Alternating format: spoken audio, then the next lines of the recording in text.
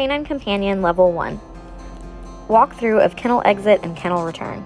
First, we'll check the whiteboard. Remember to always walk dogs in your handling level or lower, and begin with those who haven't had a break recently. Check for any important notes and add the time. When entering the kennel area, it's always helpful to do a click for quiet as you walk by. This encourages additional good behavior from other dogs and helps associate positive things with a dog that's about to be walked by, which can sometimes be stressful for the dog.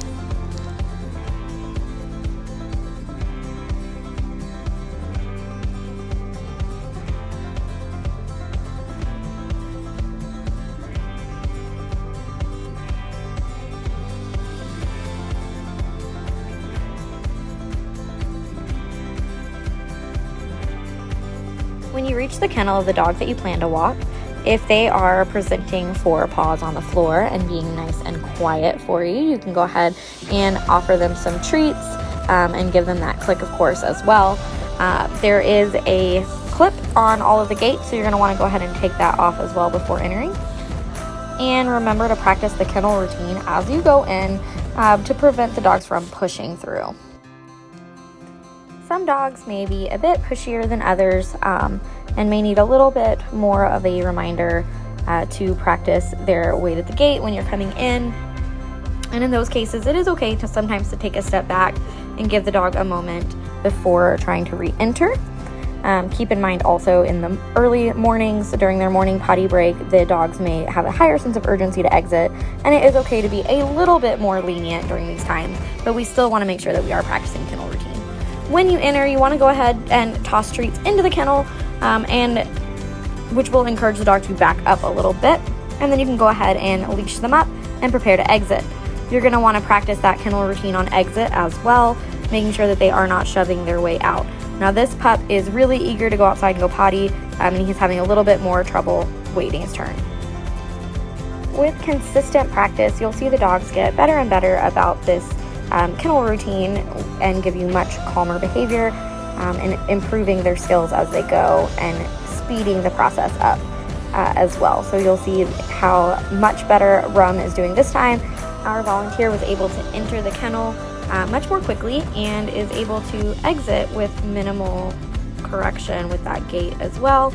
And as soon as she's nice and calm, she's able to have her exit. We do offer a free command when we're ready to move through the kennel door as well.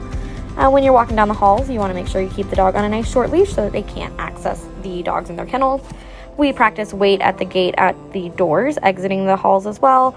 This is for further reinforcement of that behavior as well as safety coming in and out. You don't want a dog to shove their way through and surprise you with another dog on the other side.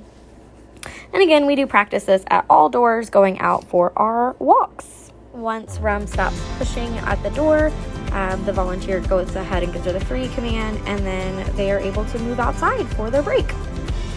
And your kennel return is going to look pretty similar, waiting at the door, offering a free command when they are polite, and then we'll go ahead and enter. Remember to announce yourself as you come around blind corners in case there's a pup on the other side. We're going to repeat the wait at the gate at this door as well, offering a free when they stop trying to push through. And as we go down the hall, we want to make sure that we have the dog under control and on a short leash so that they aren't able to access the other dog. Going into the kennel, our volunteer tosses some treats inside to encourage the dog to enter on their own, so you're not having to pull them inside the kennel. You'll enter the kennel together, closing the door behind you. Once you're inside, you can toss some additional treats to distract the dog as you bend down instead of leaning over to remove the collar. Our volunteer is going to toss some more treats again to help encourage the dog to move away from the gate, and then she'll make her escape, closing the door and putting the clip back on the latch to prevent the dog from escaping her kennel. And this is South Texas, so your next step is going to be to wipe that sweat from your brow and go on to the next dog.